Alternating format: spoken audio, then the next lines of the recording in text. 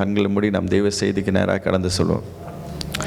என் மீது ஏனோ இத்தனை பாசம், என் மீது ஏனோ அளவற்ற நேசம், என் மீது ஏனோ இத்தனை பாசம், என் மீது ஏனோ அளவற்ற நேசம், தவறு செய்யும் போது கூட காட்டி கொடுக்காதவர், மறந்து வாழ்ந்த போதும் என்னை விட்டு விலகாதவர், தவறு செய்யும் போதும் கூட காட்டி கொடுக்காதவர், மறந்து வாழ்ந்த போதும் என்னை விட்டு விலகாதவர், அன்பே அழகே ஆராதனை, ஆயுள் நாளெல்லாம் ஆராதனை, அன்பே அழகே ஆராதனை, ஆயுள் நாளெல்லாம் ஆராதனை, உம்மை நானும் பாடுவேன். எங்கள் அன்பின் நேசரே, ஆண்டவரே, இந்த வேளையிலும் ஆண்டவரே நீர் எங்களோடு கூட பேச போகிற வார்த்தைக்கு நன்றி செலுத்துகிறோம். ஆண்டவரே, ஆண்டவரே நீர் எங்களோடு கூட பேச போகிற வார்த்தைகளுக்கு ஸ்தோத்திரம். ஆண்டவரே, ஆண்டவரே நீர் எவ்வளவா எங்கள் மேல் அன்பு வைத்திருக்கிறீர் என்பதை இந்த பாடல் மூலியமாக எங்களுக்கு தெரிவித்து கொண்டு இருக்கிறீங்க. ஆண்டவரே, எங்களோடு கூட பேசி கொண்டு இருக்கிறீங்க. ஆண்டவரே, இந்த வார்த்தையின் வரிகள் எங்களோடு கூட இடைப்பட்டு கொண்டு இருக்குது. ஆண்டவரே, நாங்கள் எவ்வளவா எம்மை வெறுத்தோம். ஆண்டவரே, நாங்கள் பாவம் செய்த பொழுது கூட எங்களை எவ்வளவாய் நேசித்தீர் என்பது இந்த பாடல் வரி எங்களுக்கு காண்பித்து கொடுத்திருக்குது. ஆண்டவரே, இந்த நாளிலும் ஆண்டவரே நம்முடைய சமூகத்தில் நாங்கள் வந்து அமர்ந்திருக்கிறோம்.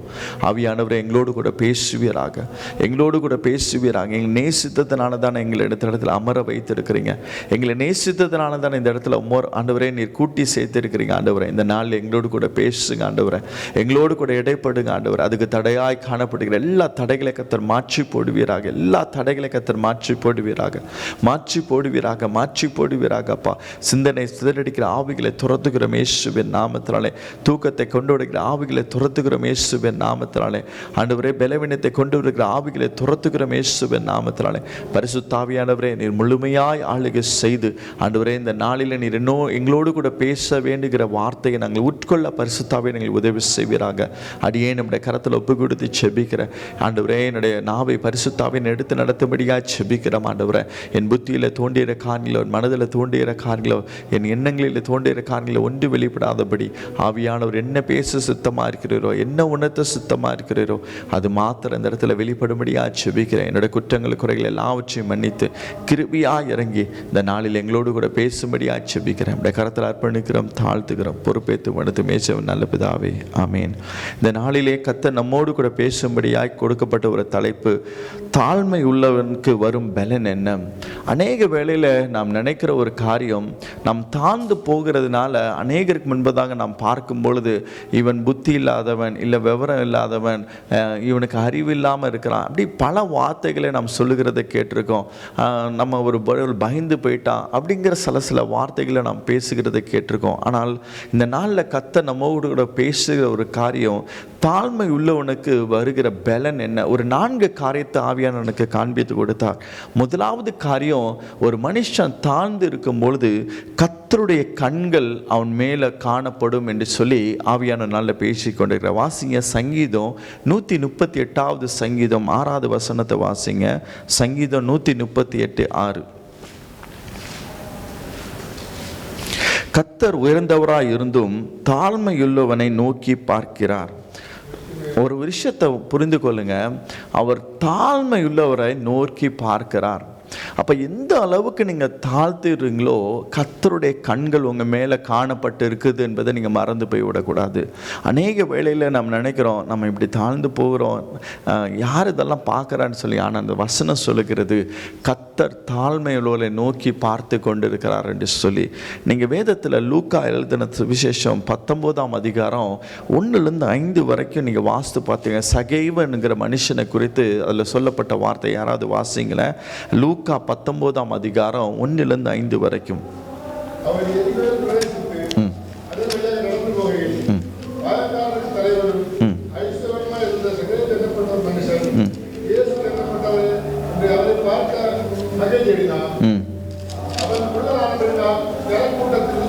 காணக்கூடாமல் அவர் வழி முன்னாக ஓடி அவரை பார்க்கும்படி ஒரு காட்டமும் நடத்தியிருந்தான். இயேசு அந்த இடத்தில் வந்தபோது அண்ணாந்து பார்த்து அவரை கண்டு, சகோதரனே, சீக்கிரமாய் இறங்கி வா, இன்றைக்கு நான் உன் வீட்டிலே தங்க வேண்டும் என்றார். அவன் இந்த இடத்துல வாசிக்கும் போது அவன் எப்படிப்பட்டவன் பார்த்தா ஆயக்காரர்கள் தலைவனாக இருந்தான். அவன் அந்த இடத்துல யோசித்திருக்கலாம், நம்ம ஏன் அவரை போய் பார்க்கணும், அவரை நம்ம பார்க்கணுன்னா நம்ம ஒரு பெரிய தலைவராக இருக்கிறோம், நம்ம எளிதாக அவரை பார்த்துருக்கலாம். ஆனால் அவன் அப்படி அவன் தன்னை தாழ்த்தி அவன் எப்படியாவது ஆண்டவரை பார்க்க வேண்டும்ங்கிற வாஞ்சியும் தாகம் அவனுக்குள்ள இருந்ததுனால தான் அவன் ஓடி போய் அந்த காட்டத்தி மரத்தின் மேலே ஏறி அமர்ந்து எப்படியாவது அவரை பார்க்க வேண்டும்ங்கிற அந்த வாஞ்சியோடு அவன் தேடினான். பாருங்க, அவன் தன்னை தாழ்த்தினதை கத்தர் கண்ணோக்கி பார்த்தார். அவர் பார்த்துட்டு அந்த மரத்து பக்கத்தில் போன உடனே, சகிவே இறங்கி வா, அவன் பார்க்கணும்னு தான் நினைச்சான். ஆனால் கத்தர் அவனுக்கு கொடுத்தப்பட்ட ஒரு காரியம், நான் உன்னோடு கூட உன் வீட்டில் வர வேண்டும் என்று விரும்புகிறேன், நான் உன்னோடு கூட தங்கணும்னு விரும்புகிறேன்னு சொல்லும் போது பாருங்க, உன் பார்க்கணும்னு நினைத்த மனுஷனுடைய வீட்டில் கத்தர் போகிறார். அப்போ ஆண்டவருடைய கண்கள் யார் மேலே அதிகமாய் காணப்படுகிறதுன்னு சொன்னால், தாழ்மையுள்ளவர் மேலே கர்த்தருடைய கண்கள் காணப்படுகிறது. தேவ பிள்ளைகளே, நீங்கள் ஆண்டவரை தேடும் பொழுது நீ எப்படி தேடுங்கிறீங்க என்பது தான் முக்கியமாக இருக்குது. இந்த இடத்துல சகேவு அவன் எதையும் பார்க்கல, அவன் ஞானம் உள்ளவன் என்பதை பார்க்கல, அவன் ஒரு பெரிய அதிகாரி என்பதெல்லாம் பார்க்கல. அவனுக்குள்ள ஒரே ஒரு எண்ணம், எப்படியாவது இயேசுவை நான் பார்க்கணும், எப்படியாவது நான் பார்க்கணும்ங்கிற அந்த வாஞ்சையும் தாகம் உள்ளவரதுனால அவன் என்ன செய்தான், அவன் எதையும் அந்த சுற்றி இருக்கிறவங்களெல்லாம் பார்க்கல, அவரை எப்படியாவது பார்க்கணும்னு சொல்லி அந்த காட்டத்தி மரத்து மேலே ஏறி அவன் அமர்ந்த பொழுது கத்தர் அவனை கண்ணோக்கி பார்த்த. தேவ பிள்ளைகளே, நீங்களும் அப்படிப்பட்டவளாக இருந்தீங்கன்னு சொன்னால் கத்தருடைய கண்கள் உங்கள் மேலே காணப்படும் என்று சொல்லி இந்த நாள் ஆவியானவர் பேசி கொண்டிருக்கிறார். நீங்கள் எந்த அளவுக்கு உங்களை தாழ்த்தி ஆண்டவரை நீங்கள் தேடுகிறீங்களோ அவர் அவங்களை பார்க்கிறது மாத்திரமல்ல, அவர் உங்களோடு கூட வாசம் செய்வார் என்று சொல்லி இந்த நாள் ஆவியானவர் பேசி கொண்டிருக்கிறார். அதே போல் நீங்கள் 2 ராஜாக்கள் 20ஆம் அதிகாரம் 3-5 வரைக்கும் நீங்கள் வாசி பார்த்தீங்க. எசேக்கியா ராஜாவுடைய காரியத்தை உங்களுக்கு எல்லாருக்கும் தெரிஞ்ச சம்பவம் தான். அந்த மனுஷன் ஆண்டவுடைய அவனுடைய நாட்கள் முடிந்தது, எல்லாத்தையும் ஆயத்தப்படுத்துன்னு சொன்ன பிற்பாடு அவன் தேவனுடைய சமூகத்தில் போய் அவன் கதறி அழுது தன்னை தாழ்த்தி ஆண்டோட சமூகத்தில் ஜெபித்த பொழுது கர்த்தருடைய கண்கள் அவன் மேலே இறங்கினது. அவன் மறுபடியும் அதே தீர்க்கதரிசி நாவில் திருப்பி போய் சொல்கிறான், நீ அவனிடத்துல போய் சொல்லு, அவனுக்கு நான் 15 வருடத்தை நான் கூட்டி கொடுக்கிறேன். அந்த இடத்துல பாருங்க, ஆண்டவர் இடத்துல அவன் போய் கதறி அழுதி தன்னை தாழ்த்தின பொழுது கர்த்தருடைய கண்களிலிருந்து அவனுக்கு கிருபை கிடைத்தது. தேவ பிள்ளைகளே, அவர் யாரை நோக்கி பார்க்கிறான்னு சொன்னால், யார் ஒரு மனுஷன் அவருடைய முன்பாக தாழ்த்துகிறானோ அவரை கண்ணோக்கி பார்க்கிற ஒரு தேவனாக இருக்கிறார். அதனால தான் அந்த வசனத்தில் வாசித்தோம், தாழ்மை உள்ளவர்களை அவர் நோக்கி பார்க்கிறார் என்று சொல்லி. ஆனால் உலக மனுஷன் அப்படி பார்க்கறது இல்லை. ஆனால் கர்த்தர் தாழ்மை உள்ளவரை கண்ணோக்கி பார்த்து கொண்டிருக்கிறார். தேவ பிள்ளைகளே, நீங்கள் ஒருவேளை நினைத்து கொண்டிருக்கலாம், ஆண்டவரே நான் நான் இப்படிப்பட்ட காரியங்களை நான் செய்கிறேன், இன்னும் என்னை பார்க்கல. ஆண்டவர் சொல்லி, நான் உன்னை பார்த்து கொண்டு தான் இருக்கிறேன், நான் உன்னோடு கூட இடைப்பட்டு கொண்டு தான் இருக்கிறேன் என்று சொல்லி ஆவியான நாளில் பேசி கொண்டிருக்கிறார். அந்த சகேக்கு இறங்கி வந்த தேவன், இந்த இடத்துல இறங்கி வந்த எசேக்கியாவுக்கு இறங்கி வந்த தேவன், அதே போல தான் இன்றைக்கு ஆவியானவர் உங்களுக்கும் இறங்கி வருவார் என்று சொல்லி இதனால் ஆவியானவர் பேசி கொண்டிருக்கிறார். தேவ பிள்ளைகளே, இந்த சகேவை காணுகிறதுக்கு ஒரு நேரத்தை கர்த்தர் வைத்திருந்தார். அதே போல தான் உங்களையும் காணுகிறதுக்கு ஒரு நேரத்தை வைத்து அவர் பார்த்து கொண்டு தான் இருக்கிறார். நீங்கள் எவ்வளவாய் தாழ்த்துறீங்க என்பதை ஆண்டவர் பார்த்து கொண்டு தான் இருக்கிறார். அவர் பார்க்காமல் போகிற தேவன் அல்ல, அவர் கண்ணோக்கி பார்த்து கொண்டு இருக்கிறார். அவர் குறித்த வேலையில் வரும் பொழுது அவர் உங்களுக்கு பதில் தந்து உங்களை நடத்துறதை பார்க்க முடியும். இந்த சகையை எப்படி கர்த்தர் கண்ணோக்கி பார்த்தாரோ அதே போல் உங்களையும் பார்த்து உங்களை நடத்துகிறத நீங்கள் பார்க்க முடியும். எவ்வளவுக்கு எவ்வளோ நீங்கள் தாழ்த்துறீங்களோ அவ்வளோக்கு அவ்வளோ கர்த்தர் உங்களை உயர்த்துகிறத நீங்கள் பார்க்க முடியும். கர்த்தருடைய கிருபை உங்களை சூழ்ந்து கொள்ளுகிறத பார்க்க முடியும். இந்த இடத்துல பாருங்க, சகையோட வாழ்க்கை அப்படியே டோட்டலாய் மாறினது. அவனுடைய வாழ்க்கை முற்றிலுமாய் மாறி போனது. அவன் தேடும் பொழுது, அவனை தாழ்த்தி தேடும் பொழுது கர்த்தர் அவனுடைய வாழ்க்கையை முற்றிலுமாய் மாற்றி போட்டார். ஒரு சகையை பார்க்கும்போது அவனை குறித்து பேசின வார்த்தைகள்லாம் அதற்கு பிற்பாடு அந்த வசனத்தை வாசிக்கும் போது நீங்கள் தெரிந்து கொள்ளலாம். ஆனால் கர்த்தர் அந்த மனுஷனுடைய வாழ்க்கைக்குள்ளே வந்த உடனே அவன் வாழ்க்கை அப்படியாக இருள் இருந்த வாழ்க்கை அப்படியே வெளிச்சமாய் மாறினது என்பது இந்த அவனுடைய அதற்கு பின்பாடு இருக்கிற வசனத்தில் நீங்கள் அறிந்து கொள்ள முடியும். தேவ பிள்ளைகளே, அவன் சொல்லுகிற ஒரு வார்த்தை, நான் யாரிடத்திலாவது நான் அநியாயமாக வந்து நாலு தனையாய் திருப்பி கொடுக்குறேன்னு சொல்லுகிறான். அவனுக்குள்ள ஒரு கன்ஃபெஷன் நடக்கிறத பார்க்க முடியுது, ஒரு ஒப்புரவு ஆகிறத பார்க்க முடியுது. அவன் தாழ்த்தும் பொழுது கர்த்தர் அவனுடைய இருதயத்துக்குள்ளே வந்தோன்னு பாருங்க, அந்த இருளான இருதயம் அப்படியே வெளிச்சமாய் மாறினது. அதே போல தான் உங்களுடைய வாழ்க்கையிலும் நீங்கள் தாழ்த்தும் போது சில இடத்துல உங்களால் ஜெயிக்க முடியாமல் இருக்கிறீங்க. பார்த்தீங்களா எப்படி சகேவு அவன் எப்படி அந்த காரியத்தில் அவன் மாற்றி கொண்டிருந்தானோ, அந்த கர்த்தர் அவனுக்குள்ளே வந்த உடனே அந்த காரியத்தில் அவன் விடுதலை பெற்றது போல தான் நீங்கள் எந்த காரியத்தில் விழுந்து கிடந்து, ஆண்டவரே என்னால் ஜெயிக்க முடியல, ஆனால் நீர் எனக்குள்ளே வந்தால் நான் மாறுவேன்னு சொல்லி நீங்கள் ஜெபித்து கொண்டு இருக்கிறீங்களா, கர்த்தர் அதெல்லாம் பார்த்து கொண்டு நீங்கள் தாழ்த்தி ஆண்டோட சமூகத்தில் கேட்குறீங்களா, கர்த்தர் அந்த இடத்துல உங்களுக்காக இறங்கி வந்து அந்த இடத்துல உங்களோடு கூட இருந்து உங்களை ஜெயிக்கும்படியாக கர்த்தர் உதவி செய்வார். சகையோட வாழ்க்கையில் அந்த இடத்துல ஒரு ஜெயத்தை கொடுத்தார், அவனுக்கு அந்த இடத்துல ஒரு வெற்றியை கொடுத்தார். அந்த ஜனங்களுக்கு முன்பதாக ஒரு மாற்றத்தை ஏற்படுத்தும்படியாக கர்த்தர் செய்தார். அந்த ஜனங்கள் எல்லாம் எப்படி அவனை குறித்து பேசினார்களோ அதற்கு பிற்பாடு அவனுடைய வாழ்க்கை முற்றிலுமாய் மாறினது.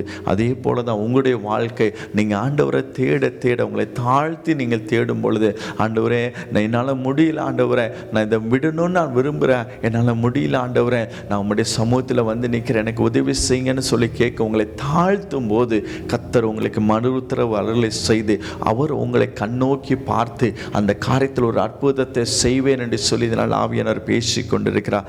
ரெண்டாவது காரியம், நம்ம வாசிக்கும் தாழ்மை உள்ளவனை கர்த்தருடைய கிருபை சூழ்ந்து கொண்டு இருக்கும் என்று சொல்லி வசனம் சொல்லுகிறது. நீ யாக்கோபு 4ஆம் அதிகாரம் 6வது வசனத்தின் கடைசி பகுதியை வாசிங்களேன். யாக்கோபு 4:6 கடைசி பகுதி.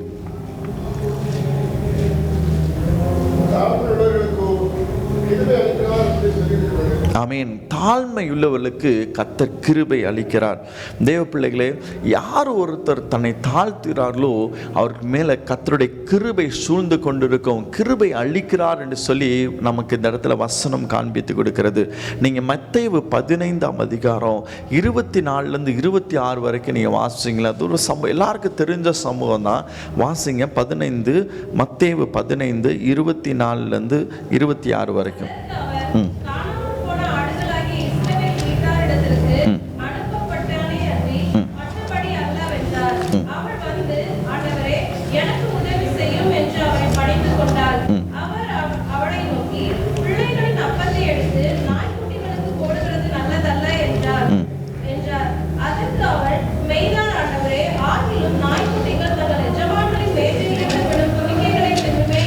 ஆமென். இந்த இடத்துல நம்ம பார்க்குற ஒரு காரியம், ஆண்டவர் தெளிவாக சொல்கிறார், நான் வந்து புறஜாதிகளுக்காக நான் வரவில்லை, இஸ்ரவேல் ஜனங்களுக்காக தான் நான் வந்தேன்னு சொல்லும் பொழுது அந்த மகள் எந்த அளவுக்கு தன்னை தாழ்த்தினாலும் பார்த்தீங்கன்னா, அந்த நாய்க்குட்டிகள் கூட அந்த எஜமானுடைய மேஜிருந்து விழுகிறது அது ஒன்றுமேன்னு சொன்ன பொழுது ஆண்டோடைய இருதயம் உடைந்தது. ஆண்டவருடைய கண்கள் அந்த தாழ்மை உள்ளோர் மேலே ஆண்டோடைய கிருபை அந்த இடத்துல வெளிப்படுது. கிருபை என்று சொல்லுகிறதுக்கு தகுதி இல்லாதவர்களுக்கு கிடைக்கிறது தான் கிருபை. அந்த மகள் தகுதி இல்லைதான், ஆனாலும் கர்த்தர் அந்த மகளுக்காய் அற்புதத்தை செய்தார். தேவ பிள்ளைகளே, ஆண்டவருடைய கண்கள் தாழ்மை உள்ளோர் மேலே அவருடைய கிருபை அளிக்கிறத பார்க்க முடியும். பாருங்க, தகுதி இல்லைதான், ஆனாலும் கர்த்தர் அந்த மகளுக்காக தன்னை தாழ்த்தி ஒரு நாயோட அளவுக்கு அவர் தன்னை தாழ்த்தும் பொழுது கர்த்தர் அந்த மகளுக்கான ஒரு அற்புதத்தை செய்து அவள் மேலே அவளுடைய மனதுருக்கி அவளுடைய விண்ணப்பத்தின்படியாய் ஒரு அற்புதத்தை செய்ததை பார்க்க முடியும். தேவ பிள்ளைகளே, நீங்கள் எந்த அளவுக்கு நீங்கள் தாழ்த்துறீங்களோ அவருடைய கிருபை உங்கள் மேல் அதிகமாய் சூழ்ந்திருக்கும் என்பதை நீங்கள் மறந்து போய்விடக்கூடாது. தேவ பிள்ளைகளே, அநேக வேளையில் நாம் இதை மறந்து போகிறவளாய் நின்று கொண்டு இருக்கிறோம். நீங்கள் எந்த அளவுக்கு நீங்கள் தாழ்த்துறீங்களோ அந்த அளவுக்கு தேவனுடைய கிருபை உங்களை அளவில்லாமல் நிரப்புகிறத நீங்கள் பார்க்க முடியும். அதே போல் இன்னொரு சம்பவம் இருக்கு பாருங்க. மார்க் 10ஆம் அதிகாரம் 47லேருந்து 52 வரைக்கும் பார்த்து நீங்கள் வாசித்து ஒரு பர்தே மேலும் என்று சொல்லி ஒரு குருடனுடைய வாழ்க்கையோட சம்பவங்கள் எழுதப்பட்டிருக்கிற வாசிங்களேன். மார்க் 10ஆம் அதிகாரம் 47லேருந்து 52 வரைக்கும். அவன் நசரேயனாகிய இயேசு வருகிறார் என்று கேள்விப்பட்டு, இயேசுவே தாவீதின் குமாரனை எனக்கு இரங்கும் என்று கூப்பிடத் தொடங்கினான். அவன் பேசாதிருக்கும்படி அநேகர் அவனை அதட்டினார்கள். அவனோ, தாவீதின் குமாரனே எனக்கு இறங்கும் என்று முன்னிலும் அதிகமாய் கூப்பிட்டான். இயேசு நின்று அவனை அழைத்து வர சொன்னார். அவர்கள் அந்த குருடனை அழைத்து, திடன்கொள், எழுந்திரு, உன்னை அழைக்கிறார் என்றார்கள். உடனே அவன் தன் மேல் வஸ்திரங்களை எறிந்துவிட்டு எழுந்து இயேசுவினிடத்தில் வந்தான். இயேசு அவனை நோக்கி, நான் உனக்கு என்ன செய்ய வேண்டும் என்றிருக்கிறாய் என்றார்.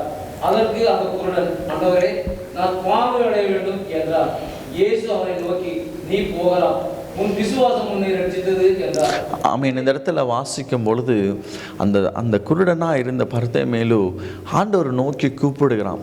அவன் கூப்பிட்டு விட்டு நிற்கலை, அவன் மறுபடியும் கூப்பிட்றான். எல்லாரும் அதற்றின பொழுதும் அவன் தேவனை நோக்கி கூப்பிடுகிற ஒரு காரியத்தை பார்க்க முடியும்.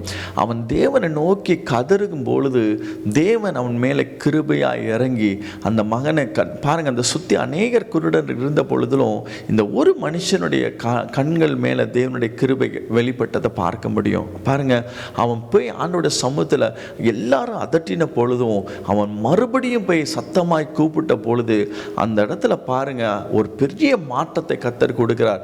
அவன் உன்னை போதர் கூப்பிடுறான்னு சொன்ன உடனே அந்த வஸ்திரம், அந்த குருடனுக்கென்று கொடுக்கப்பட்ட வஸ்திரத்தை அவன் தூக்கி எறிந்து விட்டு போகிறத பார்க்க முடியும். அது எதை காண்பிக்குதுன்னு சொன்னால், என் எஜமான் நான் கூப்பிட்ட என் நஸ்ரான இயேசு நிச்சயமாக எனக்கு அற்புதம் செய்வார் என்று சொல்லி, அதுதான் தெய்வ பிள்ளைகளே, நீங்கள் எந்த அளவுக்கு உங்களை தாழ்த்தி ஆண்டோட சமூகத்தில் நீங்கள் கூப்பிடுறீங்களோ ஆண்டோடைய கண்களிலிருந்து உங்களுக்கு கிருபை கிடைக்கிறத நீங்கள் பார்க்க முடியும். இந்த கிருபை என்று சொல்லும் பொழுது தகுதி இல்லாதவன் பெறுகிறது தான் அந்த கிருபை. அந்த மகனுக்கு கர்த்தர் ஒரு அற்புதத்தை செய்ததை பாருங்க. அவன் தேவனுடைய சமூகத்தில் மண்டாடி கூப்பிட்ட பொழுது கர்த்தர் அவனுக்கு இறங்கி அந்த இடத்துல அவனுக்கு கிருபை அளித்து அவனுக்கு அந்த இடத்துல ஒரு அற்புதத்தை செய்ததை பார்க்க முடியும். தேவ பிள்ளைகளே, உங்கள் வாழ்க்கையில் நீங்கள் எந்த அளவுக்கு நீங்கள் தாழ்த்தி கூப்பிடுகிறீங்களோ ஆண்டவர் உங்களுக்கு கிருபையை தந்து உங்களை நடத்துகிறார். எந்த காரியமாக இருந்தாலும் சரி, உங்கள் வேலை காரியமாக இருந்தாலும் சரி, இல்லை உங்கள் தொழில் காரியமாக இருந்தாலும் சரி, இந்த வீட்டில் இருக்கிற ஏதாவது ஒரு பிரச்சனைகள் காரியமாக இருந்தாலும், இல்லை உங்கள் பிள்ளைங்கள் காரியமாக இருந்தாலும் சரி, உங்களை தாழ்த்தி நீங்கள் ஆண்டோட சமூகத்தில் நீங்கள் கூப்பிட்டீங்கன்னா அவர் உங்களுக்கு கிருபை அளித்து உங்களை நடத்துகிறத நீங்கள் பார்க்க முடியும். தேவ பிள்ளைகளே, அவருடைய கிருபை உங்கள் மேலே வந்துச்சுன்னு சொன்னால் அதோடு நீங்கள் எந்த காரியத்துக்காய் கதறுகிறீங்களோ அந்த இடத்துல ஒரு அற்புதத்தை நீங்கள் பார்ப்பீங்க, ஒரு அதிசயத்தை பார்ப்பீங்க. உலகம் சொல்லும் இதெல்லாம் சாத்தியமே இல்லை, இனி உன் குடும்பத்தில் இது நடக்காது, இது அவ்வளவுதான் என்று சொல்லுகிற இடத்துல கர்த்தர் ஒரு துவக்கத்தை கொடுத்து இது மனுஷனால முடியாதது தான், ஆனால் தேவனால் எல்லாம் கூடும் என்பதை அவர் காண்பித்து உங்கள் தலையை நிமிர செய்கிறத பார்க்க முடியும். தேவ பிள்ளைகளே, அதுதான் தேவன் அளிக்கிற ஒரு கிருபை என்பதை மறந்து போய்விடக்கூடாது. நாம் அநேக வேளையில் மற்றவர்கள் கண்களுக்கு முன்பதாக நாம் அற்பமாய் காணப்படலாம். மற்றவருடைய கண்களுக்கு நம்ம பிள்ளைகள் ஒருவேளை ரொம்ப குறைவான ஞானமுள்ளவர்களாக இருக்கலாம். ஆனாலும் ஒரு காரியத்தை மறந்துடாதீங்க, எந்த அளவுக்கு உங்களை தாழ்த்தி தேவனுடைய சமூகத்தை நோக்கி கூப்பிடுங்களோ உங்களுக்கு கர்த்தருடைய கண்ணிலிருந்து கிருபை கிடைத்து உங்கள் பிள்ளைகளுடைய வாழ்க்கையில் கர்த்தர் ஒரு பெரிய மாற்றத்தை தருகிறத நீங்கள் பார்க்க முடியும். என்னுடைய வாழ்க்கையெல்லாம் அப்படி தான் மாறினது. எங்கள் வீட்டில் நாங்கள்லாம் ரொம்ப பெரிய படிக்கிறவங்களாம் கிடையாது. எல்லாரும் எங்கள் குடும்பத்தில் இருக்கிற எங்கள் பிள்ளை என்னுடைய சகோதரர்கள் அற்பமாய் பார்த்த பொழுதும் என்னுடைய தாயருடைய முழங்காலில் ஜெபம், அவங்க பொழுது ஆண்டோடைய சமூகத்தில் போய் கதறி ஜெபித்த ஜெபத்தின் பின்விளைவாய் எல்லாருடைய வாழ்க்கையும் கர்த்தர் மாற்றினார். எல்லாரையும் ஞானவானாய் கர்த்தர் மாற்றினார். எல்லாருடைய தலையை நிமிர செய்தார். தெய்வ பிள்ளைகளே, மற்ற கண்களுக்கு முன்பதாக நாம் அன்றைக்கு அற்பமாய் காணப்பட்டிருக்கலாம், மற்றவருடைய கண்கள் முன்பாக அன்றைக்கு நாம் ஞானத்தில் குறைவுள்ளதாய் காணப்பட்டிருக்கலாம். ஆனால் அநேகருடைய கண்ணீரின் ஜெபம், தாயருடைய தகப்பனுடைய கண்ணீரின் ஜெபம் எல்லாரையும் மாற்றி அந்த இடத்துல தலை நிமிர செய்கிறத நீங்கள் பார்க்க முடியும். தேவ பிள்ளைகளே, அதுதான் கர்த்தர் கொடுக்கிற ஒரு கிருபை. தாழ்மையுள்ளவருக்கு கர்த்தர் கிருபை அளிக்கிறார் என்று சொல்லி உங்களோடும் என்னோடு கூட ஆவியானவர் பேசி கொண்டிருக்கிறார். மூன்றாவது காரியம், தாழ்மையுள்ளவனை கர்த்தர் உயர்த்துகிறார். மத்தேயு 23 அதிகாரம் 12வது வசனத்தை வாசிங்க. மத்தேயு 23:12. தன்னை உயர்த்துகிறவன் தாழ்த்தப்படுவான், தன்னை தாழ்த்துகிறவன் உயர்த்தப்படுவான். ஆமென். யார் ஒருவன் தாழ்த்துறானோ அவனை கர்த்தர் உயர்த்துகிறார். தாழ்மை உள்ளவன் மேலே தான் கர்த்தருடைய கரம் காணப்படும் என்பதை நீங்கள் மறந்து போய் விடக்கூடாது. அதனால தான் வசனம் சொல்லி பெருமை உள்ளவனுக்கு கர்த்தர் எதிர்த்து நிற்கிறார் என்று சொல்லி வசனம் சொல்லுகிறது. அப்போ எந்த அளவுக்கு நீங்கள் தாழ்த்துறீங்களோ கர்த்தருடைய கரம் உங்களோடு கூட இருக்கிறத பார்க்க முடியும். நீங்கள் 1 சாமுவேல் 17ஆம் அதிகாரம் 45 47 வரைக்கும் வாசித்து பார்த்தீங்கன்னா, தாவீது எல்லாருக்கும் தெரிஞ்ச சம்பவம் தான். தாவீது கோலியாத்துக்கு முன்பதாக நிற்கும் பொழுது பேசுகிற வார்த்தை, யாராவது வாசிங்களேன். 17ஆம் அதிகாரம் 1 சாமுவேல் 17ஆம் அதிகாரம் 45 47 வரைக்கும்.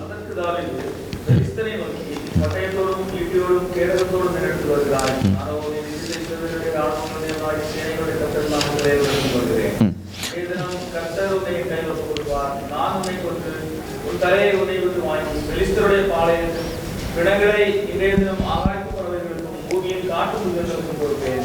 அதனால் இஸ்ரவேல் தேவன் ஒரு உண்டற்கு மூலவத்தால் பகிர்ந்து கொள்வார்கள். ஆமென். இந்த இடத்துல நீங்கள் வாசிக்கும் பொழுது தாவீது ஒரு வார்த்தையை சொல்லுகிறார். அவர் தாவீது சொல்லும் பொழுது, என்னுடைய பலத்தினாலேயோ நான் இதுக்கு முன்னாடி நீங்கள் வாசித்து பார்த்தீங்கன்னா, தாவீதை கர்த்தர் மறைவான இடத்துல வைத்து ஒரு சிங்கத்துக்கு முன்பதாகவும் ஒரு கரடிக்கு முன்பதாகவும் ஒரு ஜெயத்தை கொடுத்திருந்தார். ஆனால் இந்த இடத்துல வரும்பொழுது தாவீது சொல்லுகிற ஒரு வார்த்தை, அவன் எப்படி வருகிறார் என்று சொல்லுகிறார் பாருங்க. அந்த 45வது வசனம் சொல்லுகிறது. ஒரு திசை கூட வாசிங்க 45வது வசனத்தை. அதற்கு தாவீது பெலிஸ்தரை நோக்கி, நீ பட்டயத்தோடும் ஈட்டியோடும் கேடகத்தோடும் என்னிடத்தில் வருகிறாய். நானோ நீ நிந்தித்த இஸ்ரவேலுடைய இராணுவங்களின் தேவனாகிய சேனைகளுடைய கர்த்தரின் நாமத்திலே உன்னிடத்தில் வருகிறேன். ஆமென். இந்த இடத்துல பாருங்க, யாருடைய நாமத்தினால வருகிறான் என்று சொல்லப்பட்டிருக்கு, கர்த்தருடைய நாமத்தினால. அப்ப அவர் சொல்லுகிறார், என்னுடைய பலத்தினால உன்னை ஜெயிக்க போறதில்ல, கர்த்தருடைய பலத்தினால நான் ஜெயிக்க போறேன்னு. அவர் அந்த இடத்துல தாழ்த்தும் போது பாருங்க, ஒரே ஒரு கூழாங்கல்லினால அவர் எங்க அடிக்கணுமோ அங்க அடிக்கும்படியாக கர்த்தர் செய்தார். ஆண்டவருடைய வல்லமை அந்த இடத்துல வெளிப்பட்டதை நீங்க பார்க்க முடியும். தேவ பிள்ளைகளே, அவன் தன்னை தாழ்த்தினது பொழுது அவன் கோலியாத்து முன்பதாக தாவீதோட தலையை நிமிர செய்ததை பார்க்க முடியும். ஒரே ஒரு கூழாங்கல்லால் அவனுடைய தலையில் அடித்து அவனை முற்றிலுமாய் சாய்த்து போட்டதை பார்க்க முடியும். அவனுடைய தேவன் அதற்கு பிற்பாடு நீங்கள் தாவீதை அவனை ஒவ்வொரு இடத்திலும் உயர்த்தினதை பார்க்க முடியும். தாவீது ஒவ்வொரு இடத்திலும் உயரும் பொழுதெல்லாம் தாவீதுக்குள்ளே இருந்த ஒரே ஒரு காரியம் என்ன தெரியுமா? அவன் எல்லா இடத்திலும் அவன் தேவனுக்கு முன்பதாக தன்னை தாழ்த்துகிற ஒரு மனுஷனாய் காணப்பட்டான். அதனால தான் வசனம் சொல்லுகிறது, தாவீது என் இருதயத்துக்கு ஏற்றவன் என்று சொல்லி வசனம் சொல்லுகிறது.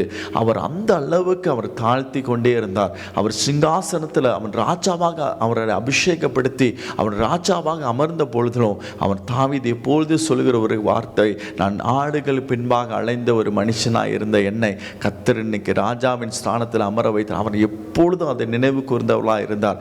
தேவ பிள்ளைகளே, நீங்கள் எப்பொழுதும் நீங்கள் வந்த பாதையை நீங்கள் மறக்காமல் நீங்கள் இருந்தீங்கன்னு சொன்னால் கர்த்தர் உங்களை அனுதினமும் உயர்த்தி கொண்டே போவார். அதனால தான் தன்னை தானே தாழ்த்துகிற எவனையும் ஆண்டவர் உயர்த்துவார் என்று வசனம் சொல்லுகிறது. தாழ்மையுள்ளவனை கர்த்தர் கண்ணோக்கி பார்க்கிறார். தன்னை தானே தாழ்த்துகிற எவனை கர்த்தர் உயர்த்துவார். அவர் ஆண்டவருடைய சமூகத்தில் நீங்கள் தாழ்த்து நீங்கள் ஆண்டவருடைய சமூகத்தில் நீங்கள் வாழ்ந்தீங்கன்னு சொன்னால் ஆண்டவர் எப்படி தாவீதை உயர்த்தினாரோ அதே போல் உங்களுடைய வாழ்க்கையை உயர்த்தி நடத்துகிறதை நீங்கள் பார்க்க முடியும். அதே போல் நீங்கள் கிதியோனுடைய வாழ்க்கையில் நியாயாதிபதிகள் 6ஆம் அதிகாரம் 14 16 வரைக்கும் நீங்கள் வாசிக்கும் பொழுது, கிதியோனை அந்த தேவன் இஸ்ரவேல் ஜனங்களை ரட்சிக்கும்படியாய் கர்த்தர் கிதியோனை தெரிந்தெடுக்கிறார். அந்த தெரிந்தெடுக்கும் பொழுது கிதியோன் சொல்லுகிறார், என்னுடைய கோத்திரத்திலே நான் மிகவும் சிறிதான கோத்திரம் என்று சொல்லி அவன் தன்னை மிகவும் தாழ்த்தின பொழுதும் கர்த்தர் அந்த இடத்துல அவனை பார்த்து சொல்றார், இருக்கிற இந்த பலத்தோட போ, அனுப்புகிறவன் நான் அல்லவா என்று சொல்லி கிதியோன் இடத்துல ஒரு பலனை கொடுத்து அனுப்புகிறத பார்க்க முடியும். அதற்கு பிற்பாடு நீங்கள் வாசித்து பார்த்தீங்கன்னா தெரியும். அந்த நியாயாதிபதிகள் புஸ்தகத்தில் நீங்கள் 6ஆம் அதிகாரத்திலேருந்து நீங்கள் வாசித்து பார்த்தீங்கன்னா கிதியோனை கர்த்தர் எவ்வளவாய் பயன்படுத்தினார், எவ்வளோ வல்லமையான காரியங்களை செய்யும்படியாக செய்தார் என்று சொல்லி அந்த வசனம் நமக்கு நமக்கு காண்பித்து கொடுக்கிறது. அதுக்கு காரணம் என்ன? அவன் தன்னை தாழ்த்து, நான் ஆண்டோட சமூகத்தில் ஆண்டவரே நான் ஒன்றும் இல்லாதவன், எல்லாருக்கும் முன்னாடி நான் ஒரு சிறிதான ஒரு மனுஷன் சொல்லி தன்னை தாழ்த்தின பொழுது கர்த்தர் சொல்லுகிறார், இருக்கிற இந்த பலத்தோட போ, அனுப்புகிறவன் நான் அல்லவாங்கிறார். காரணம் என்ன? ஜெயம் கர்த்தரிடத்தில் தான் வரும் என்று வசனம் சொல்லுகிறது. வேதத்தில் நம்ம வாசிக்கும் பொழுது இப்படியாக வசனம் எழுதப்பட்டிருக்கிறது, குதிரை யுத்த நாளுக்கு ஆயத்தமாக்கப்படும், ஜெயமோ கர்த்தரால் தான் வரும் என்று சொல்லி எழுதப்பட்டிருக்கிறது. பவுல் நட்டாலும் அப்பொல்லோ நீர் பாய்ச்சாலும் விளைய செய்கிறவர் கர்த்தர் என்று சொல்லி வசனம் சொல்லுகிறது. அப்போ ஜெயம் எங்கிருந்து தான் வரும்னு பார்த்தீங்கன்னா அது கர்த்தரிடத்திலிருந்து தான் வரும். அப்போ ஒரு மனுஷன் தாழ்த்தும் பொழுது கர்த்தர் அவனை உயர்த்தி அவனை மேலாக, எல்லாருக்கும் முன்பதாக மேலாக உயர்த்துறதை பார்க்க முடியும். தேவ பிள்ளைகளே, இந்த நாளிலும் நீங்கள் வேலை செய்கிற இடத்துல, உங்கள் வீட்டில் நீங்கள் எந்த அளவுக்கு தாழ்த்துறீங்களோ அந்த இடத்துல கர்த்தர் உங்கள் தலையை நிமிர செய்கிறத பார்க்க முடியும். எல்லா கண்களுக்கு முன்பதாக கர்த்தர் உங்களை உயர்த்தி நிறுத்துறதை பார்க்க முடியும். தேவ பிள்ளைகளை நீங்கள் கர்த்தருக்கு முன்பதாக தாழ்த்துங்க. எதுலேயும் போய் ஆண்டவரே என்னுடைய ஞானத்தினால் நான் செய்திருவேன், என்னுடைய புத்தியினால் இதை நடத்திடுவேன், என்னுடைய திறமையினால் இதை செய்திருவேன் சொல்லாதீங்க. ஆண்டவரே என்னுடைய கிருபை எனக்கு காண்பீங்க, ஆண்டவரே எனக்கு கிருபையை தாங்கப்பா, எனக்கு சொல்லிக் கொடுங்க என்று சொல்லி நீங்கள் உங்களை தாழ்த்தும் பொழுது கர்த்தருடைய கரம் உங்கள் மேலே இறங்கி வரும். ஆண்டவருடைய கிருபை உங்களுக்கு காண்பித்து அவர் உங்களை தலையை உயர்த்துகிறத பார்க்க முடியும். தேவ பிள்ளைகளே, அதனால தான் இந்த இடத்துல சொல்ல, தாழ்மை உள்ளவனை கர்த்தர் கண்ணோக்கி பார்க்கிறார். அதனால தான் சொல்ல, இந்த நாளில் கர்த்தர் நம்மோடு கூட பேசுகிற ஒரு காரியம், தாழ்மை உள்ளவன் மேலே வருகிற பலன் என்னென்னலாம் இருக்கும் என்று சொல்லி இந்த நாள் ஆவியானவர் பேசி கொண்டிருக்கிறார். கடைசியாக பார்த்தீங்கன்னா, தாழ்மை உள்ளவன் மேலே கர்த்தர் தன் மேலே இரக்கத்தை காண்பிக்கிறார். என்ன இரக்கம் காண்பிக்கிறார்? ஒரு மனுஷன் பாவம் செய்யும் பொழுது அந்த பாவத்திலிருந்து ஒரு விடுதலை கர்த்தர் கிருபையாய் தருகிறார். வாசிங்க, லூக்கா 18ஆம் அதிகாரம் 13வது வசனத்தை வாசிங்க. லூக்கா 18:13.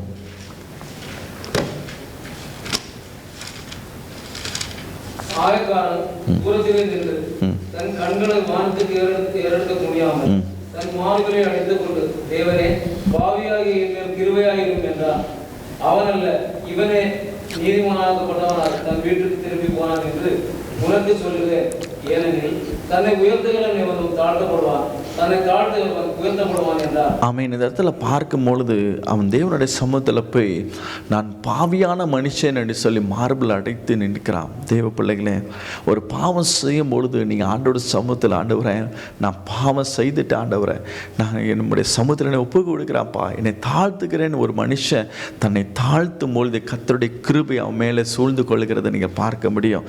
நீங்கள் 1 நாளாகவும் 33ஆம் அதிகாரம் 10லேருந்து 13 வரைக்கும் ஒரு மனுஷன், ஒரு ராஜாவை குறித்து எழுதப்பட்டிருக்கிற வார்த்தையை வாசிங்களேன். 1 நாளாகவும் 33ஆம் அதிகாரம் 10லேருந்து 13 வரைக்கும் அங்கே மனேசே என்கிற ஒரு ராஜாவை குறித்து வசனம் எழுதப்பட்டிருக்கிறத வாசிங்களேன். 2 நாளாகவும் 33 10லேருந்து 13.